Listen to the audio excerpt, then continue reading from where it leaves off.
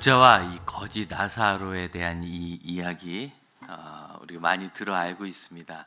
그런데 이 말씀을 이해할 때 우리가 하나 쉽게 좀 빠지는 오류가 있어요. 뭐냐면 이게 지금 천국과 지옥에 대한 묘사가 여기 있잖아요. 성경에 천국과 지옥에 대한 묘사, 특히 지옥에 관한 묘사가 거의 나오지 않아요. 아주 드물기 때문에 이 부분을 가지고 옛날에 우리 부흥사 목사님들이 이걸 다 천국 가야 된다 이 이야기할 때 양념을 좀 쳐가지고 부자가 그 뜨거운 지옥불에서 아브라함이여 막 이러면 됐다고 그럼 막 오싹 해가지고 지옥 가면 큰일 나겠다 이런 우리가 그런 마음이 있었고, 그러다 보니까 이 본문을 보면서 자꾸 사람이 천국 가냐 지옥 가냐 그 생각을 많이 해요. 그런데 이 본문에는 어떻게 해서 천국 갔는지 어떻게 해서 지옥 가는지를 보여주지 않아요. 부자였는데 가난한 사람을 돕지 않아서 지옥 간 거 아닌가요? 라고 본다면 여러분 좀 의아한 겁니다. 우리가 구원에 관한 진리는 이미 다 알고 있어요.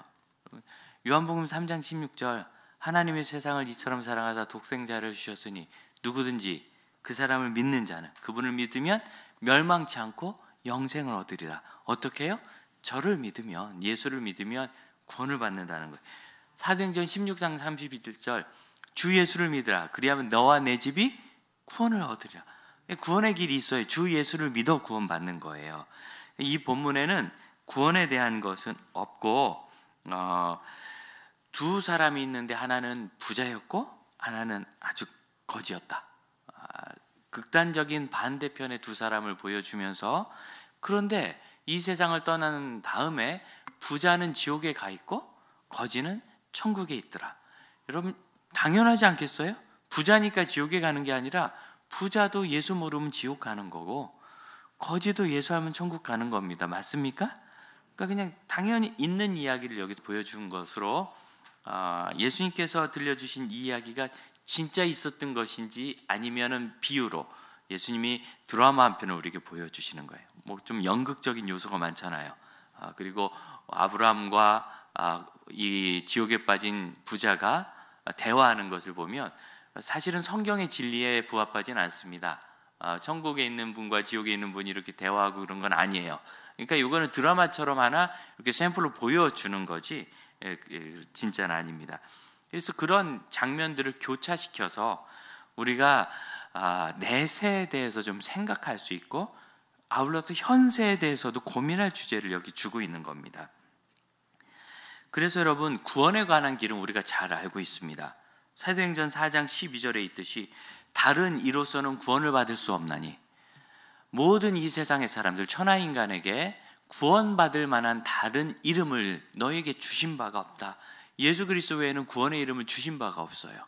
또 에베소서 2장 8절 9절 너희는 그 은혜에 의하여 믿음으로 말미암아 구원을 받았으니 이것이 너희에게서 난 것이 아니요 하나님의 선물이라.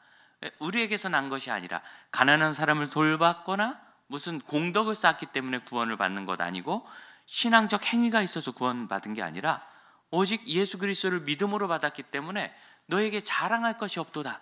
나는 구원받을 만한 이런 일을 했어요, 이런 덕을 쌓았어요, 자랑할 게 없다는 거예요. 여러분 이게 구원의 진리입니다. 누구든지 주의 이름을 부르는 사람은 죄 사함을 받아 구원을 얻는다. 종종 이야기하지만 그런 것이 뭔가 좀 과도하거나 불공평한 것으로 느껴지시면 안 됩니다. 왜냐하면 이번에 아주 심각한 흉악범 하나가 출소를 한다 그래서 전 국민이 들끓다가 다시 검찰이 그를 추가적인 기소를 한다 그러니까 조금 안심하고 그런 분위기예요. 참 심각한 흉악범이세요. 그렇게 살면 안 되는데 문제는 그분이 바뀌었을 거라고 전혀 기대할 확률이 없다는 거죠. 거의 없다. 심리학자들에 의하면. 그래서 이제 우리가 다 고민을 하면서 두려워하고 그랬던 거 아닙니까? 그런데 여러분 그런 분을 감옥에 다시 가둘지언정 살아있는 동안 너는 죄인이니까 숨도 쉬지 마 그러진 않아요. 공기는 의인이고 죄인이고 나쁜 사람이고 좋은 사람이고 일단은 다 마셔야 되는 거고 물도 다 마셔야 되는 거예요. 그럼 하나님은 햇빛을 주실 때 의인에겐 백을 주시고 죄인은 죄에 따라서 5에서 50 사이를 주시지 않습니다. 이런 것들은 모든 사람이 사는데 필수적으로 필요한데, 마찬가지로 우리 존재에 있어서 그가 가치 있는 삶을 살았든 그렇지 못한 삶을 살았든 천국의 영생은 반드시 필요합니다. 그렇기 때문에 이미 다 엎어진 사람조차도 천국에 들어갈 수 있는 길을 만들어 주셨고, 그분이 바로 예수 그리스도로 말미암는 구원의 길입니다. 그럼 누가 그래요? 자기 마음대로 죄 짓고 실컷 살다가 예수 믿으면 천국 가나요? 그게 부러우세요? 죄 짓고 실컷 사는 게, 죄 실컷 짓고 사는 게? 저는 하나도 부럽지 않아요. 그게 부러우세요? 악한 일을 막 하면서 마음대로 사는 게 부러우세요? 전혀 좋은 삶이 아니에요. 그런 거는 얘기할 필요도 없어요. 하지만 햇빛이나 공기나 물처럼 우리 인생에게 반드시 필요한 것이 있는 것처럼 모든 존재는 구원의 길이 필요합니다. 또한 성경의 땅 이스라엘에 가보면요, 거기에 3개 종교가 있어요. 이슬람이 제일 먼저 눈에 띄어요. 왜? 거기가 원래 이슬람인들이 수백 년간 지배하던 곳이었잖아요. 당연히 유대인들이 들어와 사니까 유대교가 있죠. 그다음 기독교인들이 예수님의 땅이라고 또 전도해야 되니까 교회를 지어요. 또 그냥 뭐 하나가 아니에요. 뭐 캐톨릭도 있고 정교회도 있고 당연히 우리 개혁교회, 개신교회들도 있고. 그런데 중요한 건 이겁니다. 거기 있는 사람이 누가 이슬람일까요? 진리를 찾다 보니까 이슬람이 진리더라. 그게 아니라 이슬람 집안에서 태어나서 이슬람이에요. 기독교인 집안에서 태어나면 기독교고, 유대인 집안에서 태어나면 유대인이에요. 크리스찬들이 열심히 전도해요. 유대교와 이슬람교는 그렇게 전도 안 합니다. 선교 안 하지만 그리스도인들은 이 구원의 길을 열심히 전하니까 가끔 이슬람이나 유대교 중에 이 교회로 오는 사람이 있지만 대부분은 그냥 거기서 태어난 거예요. 태어난 거. 그래서 뭐 우리가 생각하듯이 막 서로 싸우고 반목하고 그런 거 없어요. 그럼 그냥 망하거든요, 거기는. 그래서 여리고에 가봐도 여리고 원래 이슬람 지역이거든요. 이슬람 사원이 제일 잘 돼 있고, 그리고 그 옆쪽에 캐톨릭 교회가 있고, 그 옆쪽에 개신교회가 있고, 저쪽에 유대교회들이 또 있어요. 그냥 다 있는 거예요. 그러면서 자기 집안대로 살아요. 그러면 여러분, 그곳에서 내가 뭘 예수 믿은 대단한 뭐가 있어서 예수 믿는 거 아니죠. 그 집안에 태어난 것 뿐이에요. 태어난 것. 그런 것들은 이 시대에도 동일합니다. 우리 지금 자녀들이 주일학교에 어린이들 한 80명, 청소년들 한 40명 다녀요. 유치원생들도 한 30명 다니고. 그 애들이 왜 교회에 올까요? 진리를 찾아온 게 아니라 부모님이 데려다 놓은 거예요. 그런 것과 완전히 불신이고 아주 세속적인 집안에서 태어난 아이들이, 여러분, 믿음의 길을 둘 다 공평하게 갖는 유일한 방법은 누구든지 믿으면 구원을 받는 것밖에 없어요. 뭘 해야 되든가, 공부를 해야 되든가, 뭘 깨달아야 된다면 그건 너무너무 불공평한 거예요. 그래서 구원받은 사람이 저 아닙니까? 참 엉망인 가정에서 태어났지만 중학교 3학년 때 예수님 만나니 믿으면 구원받는다는 그 말씀을 믿고 제가 구원받았잖아요. 근데 만일 그때 그래 이제 네가 믿기로 했으니까 세례받는 대로 1년 동안 지켜보고 건강한 삶을 산 다음에 1년 뒤에 구원을 할지 말지 결정하겠다, 그러셨으면 좀 구원 못 받았을 것 같아요. 공평한 것은 생명과 관련된 중요한 햇빛처럼 이 구원의 빛은 누구나 받기를 원하는 사람은 받을 수 있어야 하나님이 공평하신 하나님이신 겁니다. 그의 집안이나 과거의 삶이 어떠하든지 우리는 이 본문을 이 빛 아래서 보아야 돼요. 구원의 진리라는 그 빛 아래서. 그렇게 보면, 자, 여러분, 이 부자가 천국에 못 간 이유는 너무나 간단하죠. 이 당시에는 아직 예수님의 복음 진리가 명확하지 않을 때예요. 예수님이 아직 살아계시고 제자들조차도 예수님이 십자가를 지시는 것을 이해할 수가 없었어요. 그런 때니까 이 사람들은 모르지만 이 성경을 읽는 우리는 알죠. 이 부자가 천국에 가지 못한 이유는 그리스도의 복음, 구원을 받아들이지 않았기 때문이고, 이 거지 나사로가 천국에 간 이유는 거지라서가 아니라, 불쌍해서가 아니라, 불쌍은 다 불쌍해요. 여기 보면 부자가 더 불쌍하죠. 그런 부를 가지고도 자기의 영혼을 돌보지 않았잖아요. 얼마나 불쌍해요. 아니, 그런 부와 그런 기회가 있으면 내 영혼과 내 가치와 휴머니티를 돌아봐야 되는데, 이런 거 전혀 없이 먹고 놀고 즐기는 것에 인생을 허비하다 그냥 끝난 거예요. 세상에 이렇게 불쌍한 사람이 어디 있어요? 여러분에게 만일 이 부자 같은 큰 재산을 준다면 뭐 하시겠어요? 대부분의 한국 교회 성도들은 선교사님을 위해서 집을 하나 짓겠다 그러더라고. 아니 없으니까 그냥 말이라도 해봐요. 뭐 있으면 그때는 좀 어려울 또 이제 없는데 뭐 다 그렇잖아요. 예, 그 다음에 우리 이웃을 위해서 쓸 것들을 좀 쓰고 싶다고 하고, 교회에서 어려운 애들 장학금도 좀 주고 싶다고 하고, 뭐 어려운 나라들 좀 흘려보내고 싶다고 하고, 그럼 그러지 않습니까? 그래서 우리가 모여서 그 일을 하는 거예요.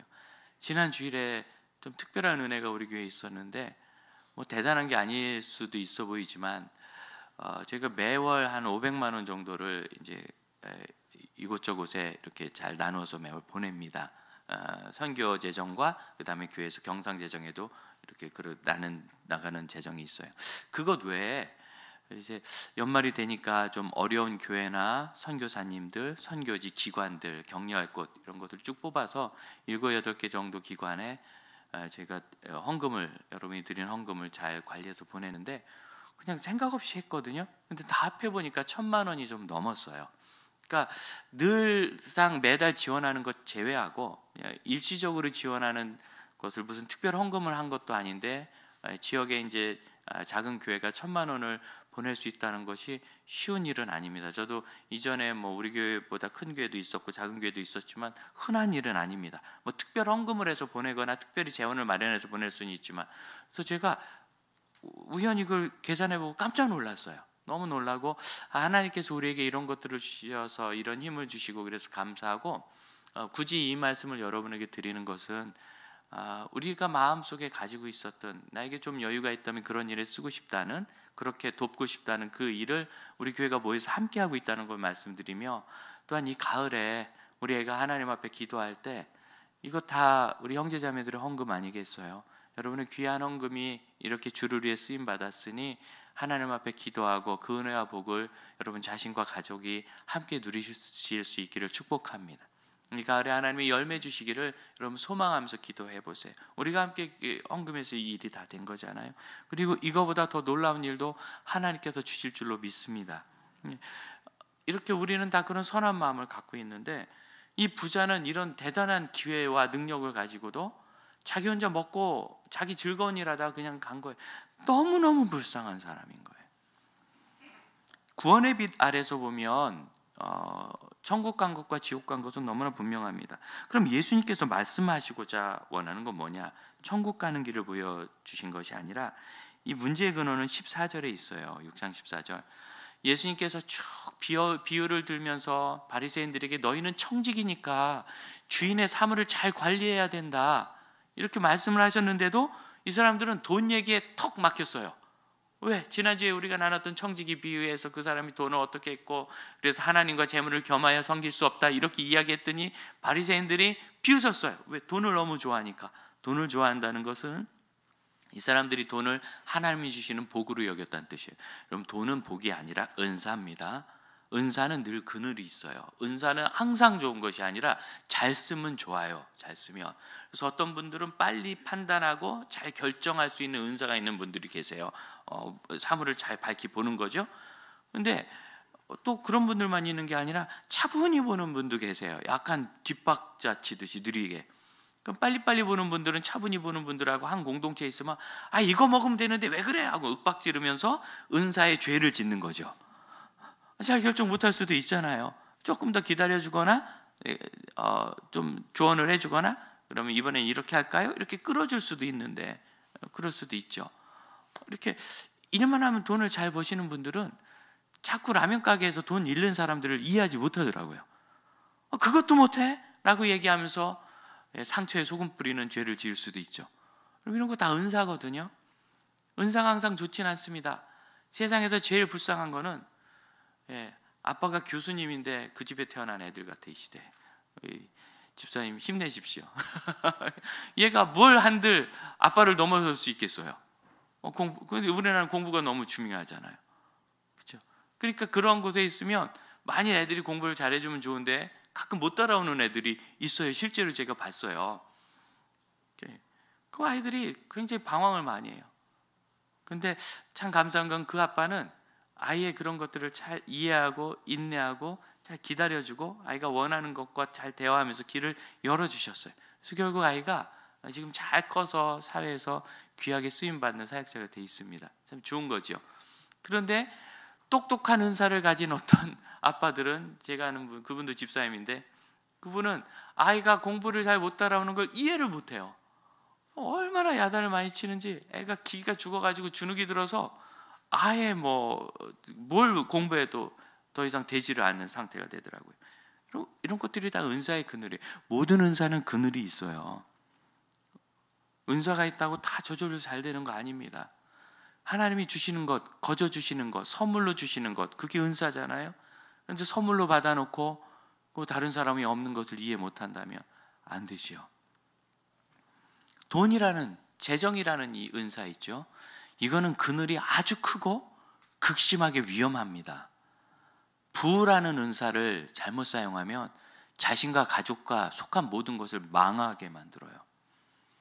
그래서 부라는 은사는 조심해야 되고, 지난주에 저희가 나눴듯이 이 불의의 재물, 불의하게, 나 때문에 불의해지는 거예요. 재물은 중성이지만 사람이 반영되면 불의해지는데, 욕심 때문에 나누고 소유의 욕망을 끊어야 되는데, 바리새인들은 돈을 좋아해가지고 그 얘기를 듣지 않으니 예수님께서 뭘 말씀하시느냐, 부자가 복을 받은 것이 아니라 부자가 지옥 가는 장면을 보여주시고, 가난한 사람이 저주를 받은 것이 아니라 가난한 사람이 구원받은 장면을 보여주심으로, 이야기를 하심으로 새로운 시대가 열렸다. 16절 보시면 율법과 선지자의 때는 요한의 때까지다. 요한의 때는 복음의 때입니다. 복음이 딱 전파되기 전까지는 율법서, 구약 성경 이런 거 지켜요. 어떻게 지켰느냐, 이혼하면 안 된다는데 이혼을 너무 하고 싶어요? 그러니까 이 부분을 살짝 이렇게, 아무리 규정을 완벽하게 해놔도 회피로가 있잖아요. 그 회피해서 죄를 짓는 분들은 정말 너무너무 탁월하게 은사를 그렇게 쓰시던데, 그래서 이 유대인들이 어떤 회피로를 만들었느냐, 그냥 이혼하면 안 되지만 아내가 마음에 안 드는 이유를 적어서 이혼 증서를 주면 이혼해도 된다, 이렇게 만들어 놨어요. 거기에 대해서 18절, 예수님은 복음의 시대에는 율법이 완성돼서 어떻게 되느냐, 그런 식의 이혼 안 된다. 그 정신이 뭐냐, 하나님이 짝지어 주셨으니까 서로를 존중하고 사랑하고 아끼고 감싸주면서 부족한 부분을 메꿔주면서 그렇게 함께 살으라고 하신 건데, 내가 마음에 안 든다고 아내를 버리면 안 되고, 그런 식으로 이상한 가족관계를 만들면 안 된다고. 그래서 율법을 완성시키는 것이 복음이에요. 옛날에 율법은 흉내만 내면 됐어요. 마음 없어도 되고 내 마음대로 구멍 만들어서 회피하면서. 그렇지만 진실한 복음은 그렇지 않고 그의 삶을 바꾸어 줍니다. 복음의 때가 열렸는데, 이 복음은 무엇인가? 예수 믿어 구원받는 이 복음의 시대가 열리면 누구에게나 소망이 있고, 그리고 거꾸로 이 땅에선 좋다고 생각하는 것은 위험할 수 있어요. 그래서 이 본문이 말하는 한 가지는 뭐냐면, 이 부자가 결국은 자기의 영혼은 돌아본 적이 없이 현세를 즐기다가 지옥에 빠졌잖아요. 부자의 안락함과 이 현실 세계의 향락은 영혼을 돌보지 않는 문제를 야기할 수 있다는 거예요. 여러분, 한번 나를 돌아보세요. 부자는 다 그렇다는 게 아니라, 내가 예수 믿었을 때, 모태신앙 인분 제외하고요, 잘 나갈 때 예수님 만났습니까? 어려울 때 예수님 만났습니까? 제가 잘 나갔으면 저는 아직 예수님 못 만났을지도 몰라요. 어려운 사춘기를 보냈기 때문에 그때 막 곧 죽을 것 같고 살 수가 없을 것 같을 때, 그래서 그냥 방황하고 이게 불안하니까 모든 것에 중독에 빠져, 막 게임에 중독 빠지고 친구 중독 빠지고, 막 친구 따라 오만 가지 짓을 하고 뭘 훔치러 다니고, 그러다가 예수님을 만나가지고 제가 구원을 받았거든요. 참 어려울 때 그런 거예요. 어려울 때 이 땅에도 부하고 능력 있고 내 것을 쫙 내세울 수 있는 분들이 과연 자신의 영혼을 돌아보는가? 제가 많이 보는데요, 그런 분들은 일단은 이 세상의 부가 끝나면, 쉽게 얘기하면 내가 이 세상 떠나면 이런 걸 아예 생각하기 싫어해요. 지금 너무 좋거든요. 그럼 이 시대의 돈은 왕 같은 권력을 주잖아요. 파워잖아요. 그러니까 그런 것들은 내 마음대로 하고 사는데, 그럼 죽으면 어떤가? 그럼 끝장이라는 거예요. 부인을 해버리거나, 부인 없는 척하거나, 아니면 적당히 타협을 봐요. 그래서 내가 뭔가 좀 착한 일을 많이 해가지고 그걸로 좀 상쇄해 볼까? 선행에 의한 나중에 어쨌든 있다면 극락하지 않겠는가? 또 공로의 종교들, 무슨 큰 불사를 일으켜가지고 영생극락 이렇게 극락왕생하겠다, 뭐 이런 타협할 수 있는 길들을 막 찾거나, 사실은 자기 영혼이 바뀌어야 되는데 그러지 않고 타협의 길들을 찾아서 망하는 길을 가요. 그럼 어떻습니까? 우리가 만약 부에 취해 있다면 과연 내 영혼에 대해서 고민할까? 이 본문은 부자는 영혼을 돌보지 않고 이 나사로는 결국 구원을 받은 것을 보여줍니다. 그래서 여러분, 이 땅의 삶이 과거가 되는 시기가 누구에게나 와요. 누구나 이 땅의 삶이 지나가는 거예요. 옛날이 되는 겁니다. 한번 생각해 보세요. 지금까지 살아온 시기 20년, 50년, 70년 손살같이 지났습니까? 눈 깜짝할 것처럼 지난 것 같습니까? 되게 빨리 지나가지 않았어요? 어느새 이 나이가 되지 않았어요? 여러분, 제가 선배들에게 배운 걸 하나 가르쳐 준다면 앞으로는 그 속도가 더 빨라집니다. 앞으로 20년 지나가는 것과 30년 지나가는 것과 70년 지나가는 것, 속도가 막 달라져요. 더 빨리 종점을 향해 치닫는 것처럼 그렇게 더 빨라져요. 여행지 가보시면 알 거예요. 4박 5일 여행을 한다. 이틀은 시간이 안 가요. 아직 3일이나 남았네. 3일 지나면 순식간에 5일 끝나요. 우리 인생이 그렇습니다. 눈 깜짝할 사이에. 그런 사람이라면, 내가 지나온 삶이 빨리 지나간 것 같으면 내 앞은 더 빨리 지나갈 수 있다는 걸 기억해야 됩니다. 그때 우리가 이 지상의 삶을 돌아보면서 후회할 수 있어요. 왜? 여기서 사는 것에 너무 몰입했던 거예요. 천국에서 영생을 누릴 때 이 지상의 삶을 보면서 그때 내가 부자인가 가난한가, 돈을 벌었나 못 벌었나, 지위를 얻었나 못 얻었나, 사람들에게 인정을 받았나 못 받았나에 너무 매여서 진짜 나다운 나로 살지 못했다. 다시 살면 그렇게 살지 않을 것 같은데 하는 후회를 할지도 몰라요. 생각해 보세요, 여러분. 이 부자 죽었습니다. 장례가 얼마나 엄숙했겠어요. 부자인데 많은 사람들과 늘 잔치했었는데 그의 관은 얼마나 비싼 걸 썼겠어요. 하지만 지금 그의 영혼은 어디 있습니까?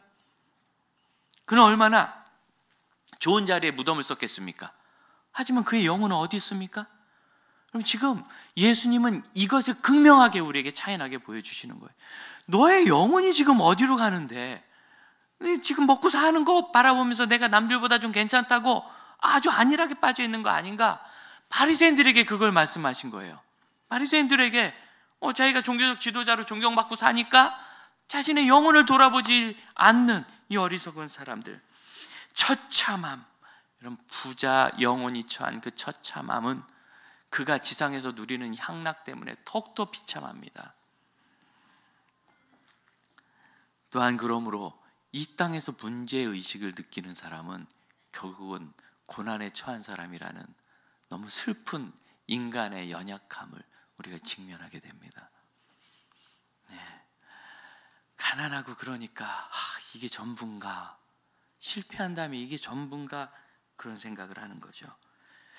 그런데 주님께서 이 비유를 통하여 무엇을 보여주시느냐면, 만일 이 땅에서 우리가 큰 실패를 경험하고 물질의 복을 누리지 못했을지라도, 물질의 은사가 없었을지라도, 그럼 천국에서는 큰 위로를 받을 수 있다는 것을 보여주십니다. 참 아름다운 표현이잖아요. 나사로가 죽었는데 22절, 천사들에게 받들려, 천사들이 그를 받들어요. 아브라함의 품 안에, 아브라함은 누군가 이때 유대인들이 최고로 생각하던 거예요. 우리는 당연히 이때는 예수님이 살아계실 때지만 우리는 예수께서 죽으시고 부활하사 승천하신 걸 알잖아요. 우리는 당연히 주님 품에 안기는 거죠. 주님 품에 안기는 그것, 여러분, 안아주심이 여러분에게 어떤 의미입니까? 주님께서 안아주신다는 것이, 요한계시록에 있듯이 그 눈에서 눈물을 씻기시는 것이 어떤 의미입니까? 우리가 그것을 소망하고 있습니까? 정말 주님께서 씻기실 눈물이 있는 것 맞습니까? 주님께서 안아주시는 것이 나에게 소망이어서 현재 이 차가운 현실을 잘 지나실 수 있습니까? 그렇게 하고 계십니까? 영생을 바라보고 내세를 바라보는 것, 여러분, 이것이 안아주심의 의미입니다. 그래서 현재 있는 모든 눈물이 씻긴다는 것. 물어봤어요. 이 본문을 읽을 때 당신은 어떻습니까? 그때 일단 곤란했던 게, 지옥에서 부자가 괴로워하는 것 때문에 좀 무서웠대요. 오싹했대요. 그 지나갔어요. 그 다음은 이 나사로가 천국에 간 거 보니까 예수는 믿는 건데, 예수 믿는 사람을 이렇게 비참하게까지 하실까? 그런 것 때문에 하나님 이렇게 비참하게까지 하실까? 그래서 제가 이 나사로의 삶을 좀 프로파일링 해봤어요. 왜 이가 이렇게 됐는가? 근데 여러분, 제가 지금까지 예수 믿고 사역을 하면서 보는 결론으로 있죠, 진실한 제자는 이렇게 처참한 삶에 처박히지 않습니다. 좀 가난할 수는 있어요. 연약할 수는 있어요. 그렇지만 이렇게 처참하게 뭐 버림받고 온몸에 헐어가지고 종기가 나서 개들이 그걸 하려면 문제가, 그런 일은 생기지 않습니다. 왜 그런가? 우리 교회 자체가 공동체잖아요. 주님 우리를 그렇게 부르셨어요. 제가 처음 사역할 때 우리 장로님들께서 목사님 너무 열심히 사역하시는데 이러다 휙 가면 어려우니까 보험을 좀 들어드릴까요? 교회에서 들어드리겠습니다 그러더라고요. 제가 참 고마운 말씀인데, 아직은 안 죽을 것 같으니까 돈 아깝고 그 대신 이거 합시다. 성도들에게 얘기했어요. 저하고 제 아내가 열심히 사역하다가 만약 세상을 떠나면, 그때 저희 둘째가 초등학교 2학년이었거든요. 우리 아이들은 여러분이 키워주시겠습니까? 그때 끄떡끄떡 하더라고. 일단 제가 안 죽을 것 같으니까 쉽잖아요. 거꾸로 말씀드렸어요. 만일 여러분이 갑자기 세상을 떠나서 아이들이 그렇게 남겨지면 그 아이들 결혼하고 자립할 때까지 제가 목숨 걸고 돌보겠습니다. 우리 교회가 꼭 그 일을 하겠습니다. 약속했어요. 우린 공동체잖아요. 이미 이 시대는 예수를 믿는 것만으로도, 그 가난하고 어려운 나라, 지금 내전이 일어난 나라 미얀마 수도 양곤이죠. 얼마나 도시가 험하고 미개발되고 지저분한지 걷기가 겁나요. 우리나라 70년대 초반 같아요. 70년대 초반. 시내도 포장이 안 돼 있어요. 수도인데. 근데 거기서 북쪽으로 올라가면 그 수도에서도 한참 떨어진 북쪽 끝 미얀마 길거든요. 땅덩어리가 꽤 커요. 북쪽 끝에 정부군과 내전을 겪고 있는 반군 지역, 얼마나 처참한 지역인지 아시겠죠? 근데 거기가 기독교 지역이에요. 인구는 200만밖에 안 되는데 99%가 크리스찬입니다. 물어봤어요. 진짜 99%가 크리스찬이냐? 그랬더니 18살 된 애가 그러더라고요. 그 정도는 아니라고. 그렇지, 얼마냐 그랬더니 95%쯤 된다. 그거나 동네가요, 가난할지라도 얼마나 깨끗한지 몰라요. 얼마나 삶이 단정한지 몰라요. 그냥 거기 가면 편안해요. 동네도 단정하고 가난한 움막도 깨끗하게 가난해요. 그리고 거기 그 반군에 의해서 정부군에 의해서 폭격당해가지고 그냥 마을이 쑥대밭돼서 난민 캠프에 수용된 데 갔는데요. 전 그렇게 난민 캠프 깨끗하고 규율이 잘 서 있고 집 몇 개를 열어줘서 그냥 무작위로 열어봤는데, 대나무로 엮어서 지은 집이 얼마나 깨끗한지, 화장실이 얼마나 깨끗한지, 우물을 얼마나 잘 관리하는지. 그리스도인들 이런 상황에 잘 처하지 않습니다.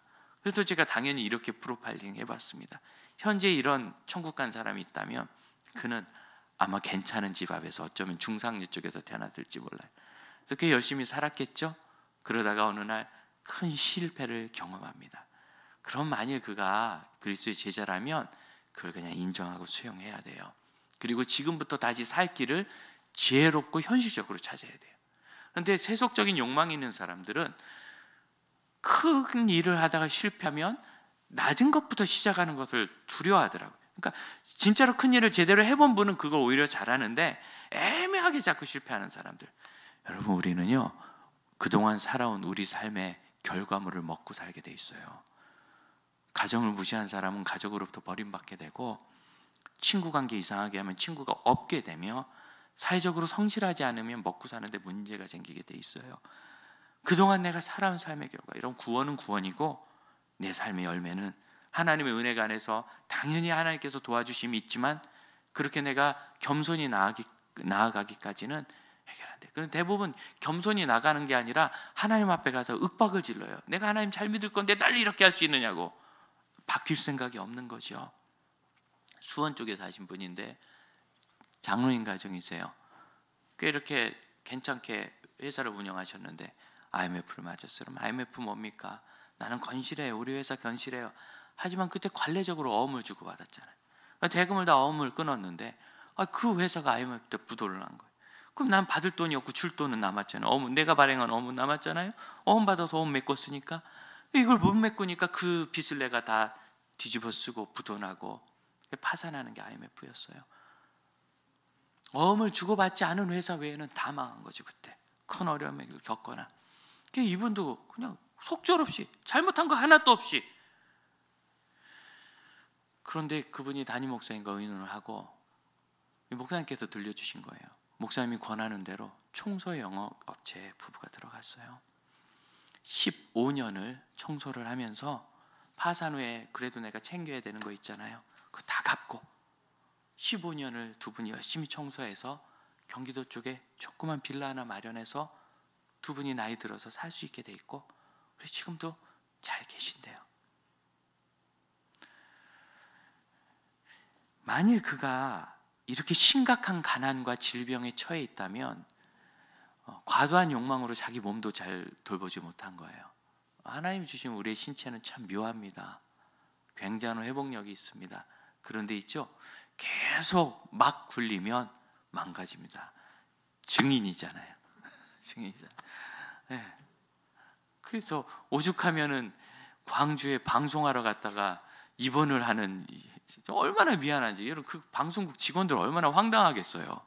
출연자가 와서 방송 2시간 하고 입원해 버리면 얼마나 무한하겠어요. 그래서 제가 미안하다고 지금도 얼마나 무한한지. 뭐 큰 질환은 아니었지만 그래도 일주일 입원하면서 5일은 밥도 못 먹고 쫄쫄 수액 맞으면서 그렇게 치료를 받았습니다. 그리고 지금은 그쪽 부위가 조금 뜨끔하면 일단 집에 가서 쉬는 걸로. 여러분, 우리 몸을 돌보지 않으면 언젠가 몸이 우리에게 보복을 합니다. 연세가 드시면 앉는 거라도 똑바로 앉으시고, 제 앞에 운동을 하다 보면 걷는 분들이 참 많은데 너무너무 황당한 건 이상하게 걷는 분들이 되게 많아요. 이렇게 막 이래가지고 삐딱하게. 여러분, 그런 병입니다. 걸으면 무조건 건강해지는 게 아니라 바른 걷는 그 보행 자세가 중요하거든요. 그렇게 살아놓고 건강하기를 바란다고 건강해지지 않아요. 돌아보지 않으면 우리가 막상 그 삶의 결과대로 우리가 그렇게 움직이게 됩니다. 내가 살아온 삶의 열매를 받게 되는 거예요. 그래서 이 사람은 아마 그렇게 고집을 부리고 겸손하게, 그럼 지금이라도 할 일은 무엇일까 찾아가는 게 아니라, 그 탕자가 내가 이제라도 아버지 집에 돌아가서 품꾼을 해도 그 집에서 하자, 그래도 거기가 품꾼이라도 잘 대해준다, 살 길을 찾아가잖아요. 근데 그게 없으니까 결국은 처참한 나락에 처해서 이제는 아무 소망이 없게 됐고 그냥 시름시름 죽어가는데, 그렇죠, 마음이 가난한 자는 복이 있으니 천국이 그들의 것이라. 이제 드디어 가난한 마음이 되어보니 그럼 내 존재는 무엇인가 영혼을 돌아보게 되었고, 그리고 그가 거기서 예수를 어떻게 만났겠죠. 여러분처럼 착한 분이 그분 너무 불쌍하니까 먹을 거 좀 주고 성경 쥐어주면서 예수 믿으면 구원받습니다, 예수 믿으면 구원받습니다 그랬겠죠. 그래서 이가 구원받았습니다. 그러니 여러분, 예수 믿는 사람을 하나님이 가난하게 하신 게 아니라 그 삶의 열매의 문제를 하나님께서 구원으로 채워주신 거예요. 여러분, 이 나사로 어떻게 생각하세요? 나사로, 지금 이 성경에 있는 여러 비유 중에서요, 주인공에게 이름을 붙여준 건 이거밖에 없어요. 이게 진짜 있었던 일인지 아니면 예수님께서 드라마를 통해서 천국의 진리를 설명해 주신 것인지. 그런데 10이면 9배 9, 거의 10명 다 이것은 그냥 예수님께서 들려주신 이야기라고 합니다. 왜 그러냐면 천국의 상황까지 다 얘기할 수는 없잖아요. 예수님 그걸 아시지만. 그래서 이 당시 거리는 많았고 부자도 많았고 부자들의 잔치도 많았고 있는 일반적인 상황을 가지고 예를 들으셨는데 이 이름을 붙여주셨어요. 부자는 그냥 부자인데 그럼 거지 그러면 되잖아요. 나사로, 무엇라고 생각하세요? 굳이 이 사람에게 이름을 붙이신 건 이 의미입니다. 주님이 그를 이름으로 아신다. 이름으로 아는 게 뭐예요? 진짜 아는 거예요. 개인적으로 아는 거예요. 확실히 아시는 거예요. 세상은 그 집 문 앞에 있는 병들어 죽어가고 개들이 하는 그 거지라고 하지만 하나님은 나사로 이름으로. 세상이 당신을 기억하지 못해도 하나님은 내가 내 이름을 내 오른 손바닥에 새기었다 말씀하세요. 하나님 그렇게 아세요. 나사로, 여러분 나사로 이름의 뜻이 뭐냐면 하나님의 도우심이란 뜻입니다. 뭘 도와주셨죠? 그가 이 세상에 큰 고난 중에 처했지만 가장 큰 은혜를 있게 하셨어요. 영혼의 구원. 영혼의 구원. 이 본문은 저는 그렇게 읽습니다. 이 본문의 주인공은 당연히 부자입니다. 그런데 있죠? 우리의 눈은 나사로에게 가게 되는 거예요. 정말 그러한가? 불쌍한 내 영혼을 돌아보시는가? 갈망, 이 나사로에게 있는 이 갈망, 무엇으로 채우겠습니까? 예수에는 채울 수 있는 게 없습니다. 영생이죠.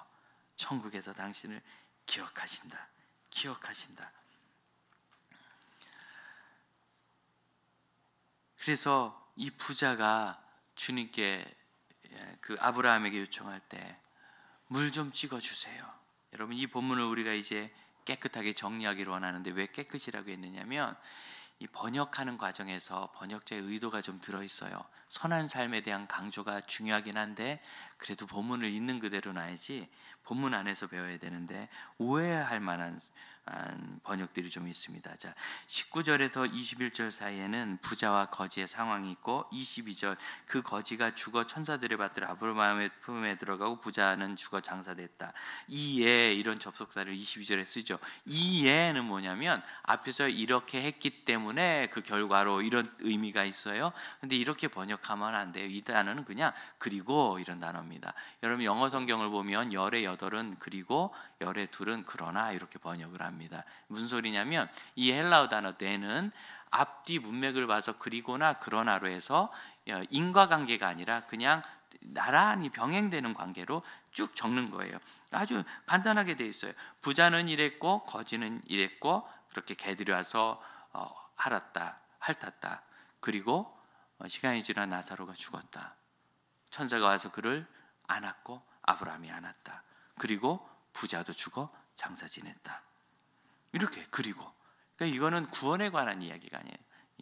그랬기 때문에 그런 삶이 있었기 때문에 부자는 지옥에 갔고 거지는 천국에 갔다는 뜻이 아닙니다. 25절을 보면 아브라함이 이르되 예 너는 살았을 때 좋은 것을 받았고 나사로는 고난을 받았으니 이것을 기억하라. 이게 여기 나오면 안 돼요. 그러면 앞뒤 문장이 잘려요. 영어 성경을 보시면 아주 요거는 편하게 번역이 잘 돼 있어요. 어려운 단어 아니니까 보시면 좋겠고 헬라어 원문도 그래요. 뭐라고 돼 있느냐면 아브라함이 이르되 이것을 기억하라. 이게 앞에 다 나와요. 무엇을 기억하느냐? 지금 상황을 보니까 얘야 너는 살아있을 때 부자고 나사로는 참 어려웠는데 고난을 당했는데 나사로는 지금 위로받고 너는 이렇게 괴로움을 받는구나. 그런데 28절 너희와 우리 사이에 큰 구렁이 있어서 넘어갈 수가 없다. 지금 이 부자가 지옥에 빠진 부자가 아브라함에게 원하는 건 두 가지인데 하나는 얘기한 건 두 가지인데 물 한 방울이라도 나에게 좀 전해주세요. 또 하나는 내가 너무너무 괴롭습니다. 거기에 대해서 그냥 대답한 거예요. 그래 괴롭구나. 그런데 넘어갈 수 없다. 너 괴로운 게 참 그렇지. 세상에선 다 누리고 살았는데 여기선 괴롭구나. 나사로는 오히려 그렇게 없이 살았는데 괴롭게 살았는데 지금 위로를 받는구나. 이게 구원인 거예요. 이게 구원. 그런데 이 상황을 바꿀 기회가 이제 더는 없다. 그 얘기를 해주는 거예요. 더는 없어요. 이 세상을 떠난 다음에 결정되면 더는 바뀌지 않아요. 그것이 성경이 얘기하는 겁니다. 그랬더니 두 번째 대화가 나옵니다.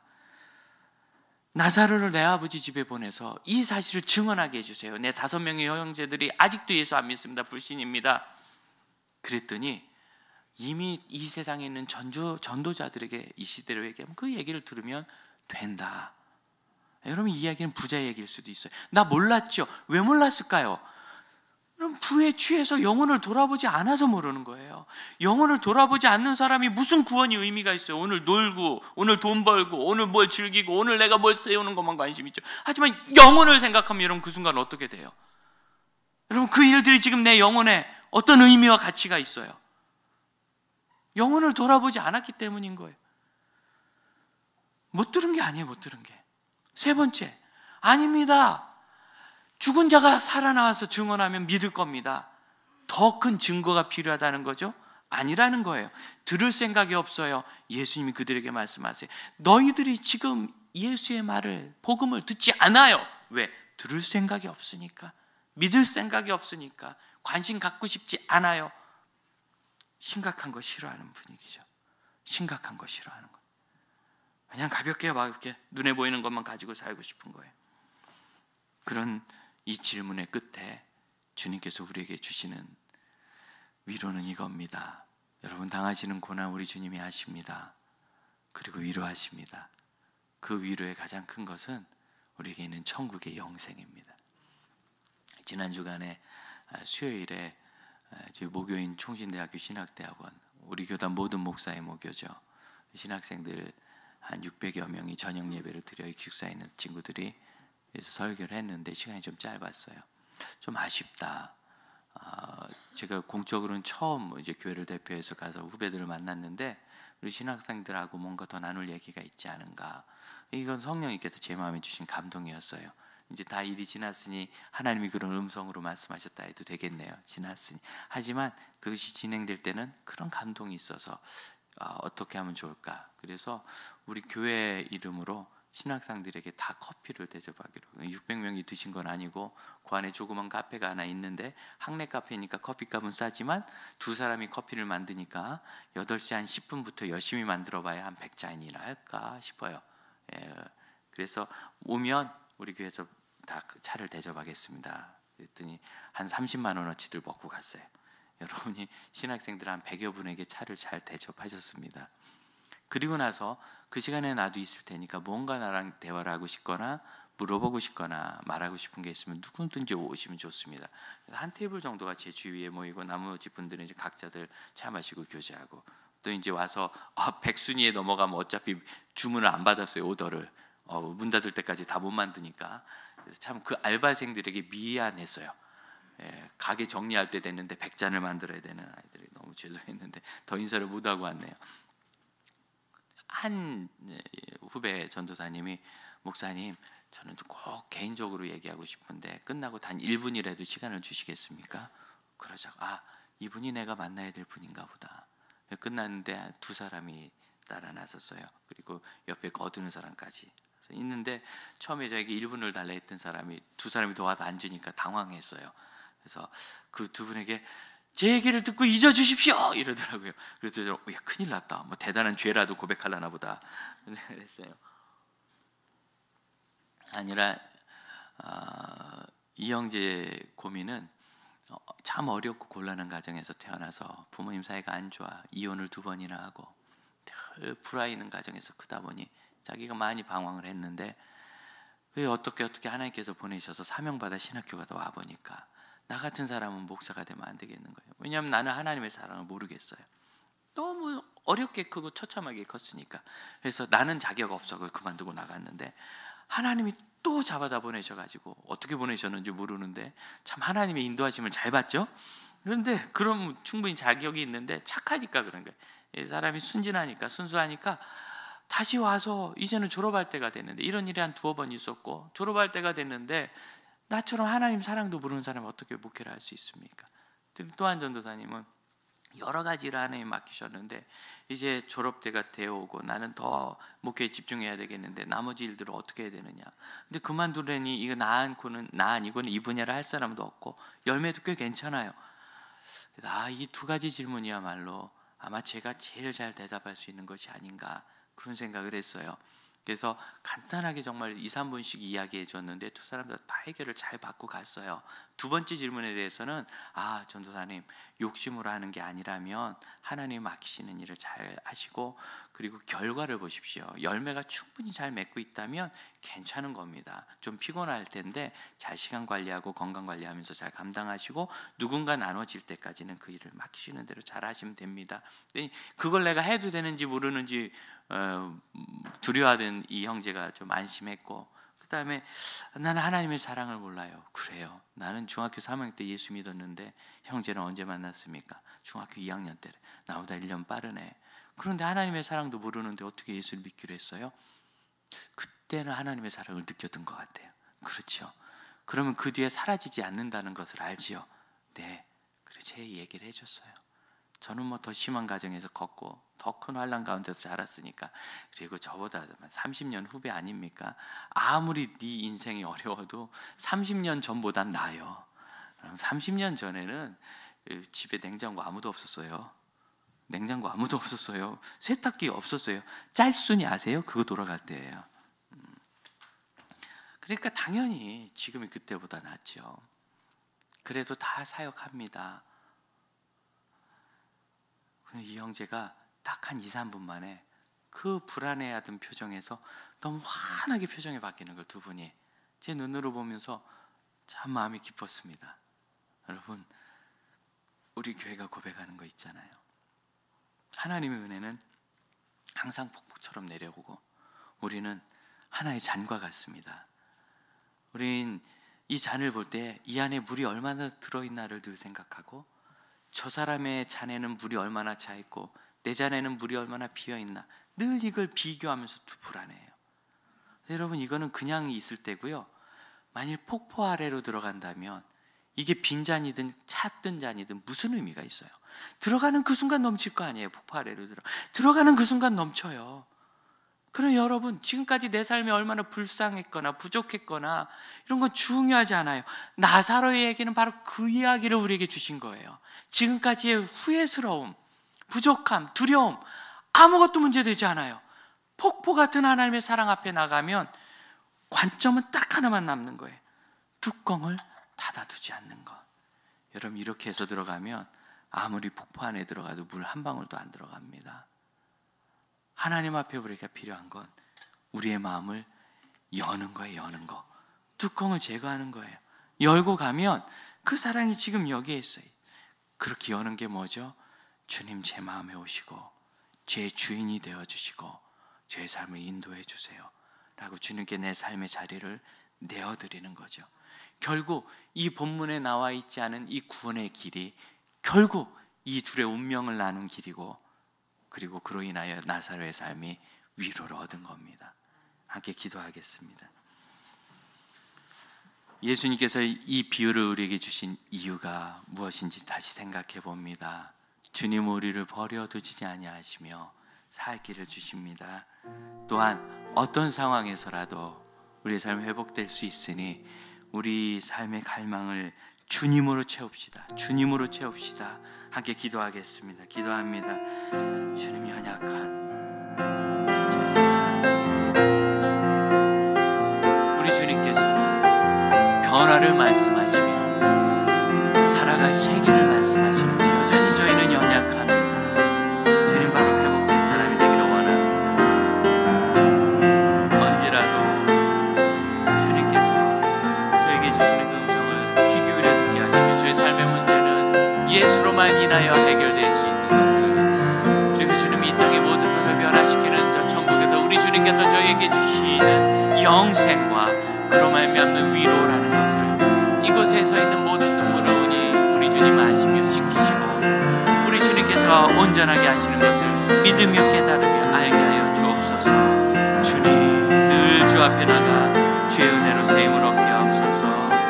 우리 자리에서 일어나 함께 찬양합시다.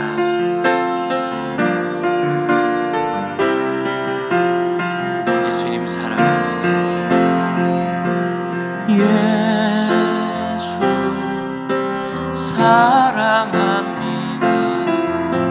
사랑합니다. 온 마음 다하여 오직 주님 한 분만 간절히 더 원합니다. 넘쳐나는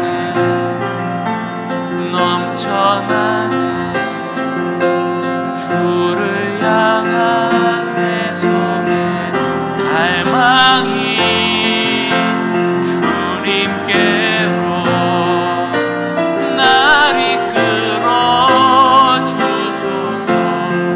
주님을 더 원함 넘쳐나네